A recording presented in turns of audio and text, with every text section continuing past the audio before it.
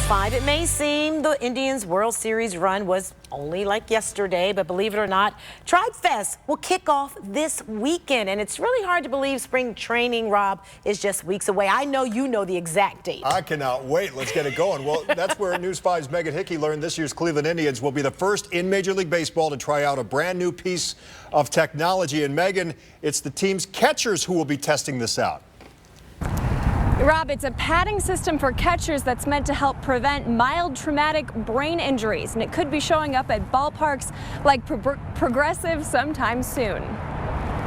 Foul tips can strike a catcher in a millisecond, but leave long-lasting agony. It's a very real threat. That could cause long-term damage. I mean, we're one foul tip away from a catcher having a potential mild traumatic brain injury, MTBI, or concussion. That's because a ball traveling 90+ miles per hour can hit a catcher's face with a force as high as 40 Gs. Potentially wounding players on a battlefield of baseballs. So the Indians and Cleveland-based military helmet maker Team Wendy had an idea. Is there a way to build off military headgear and perhaps develop a system that would provide more protection?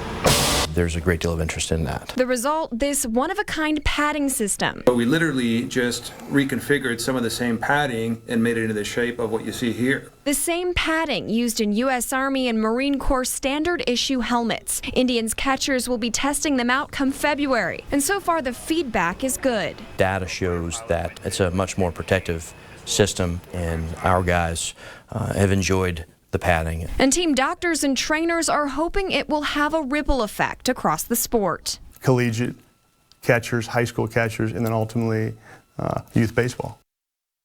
Right now, only Indians catchers will be testing this out, but there's hope that other teams could be catching on soon. Live in Cleveland, Megan Hickey, News 5.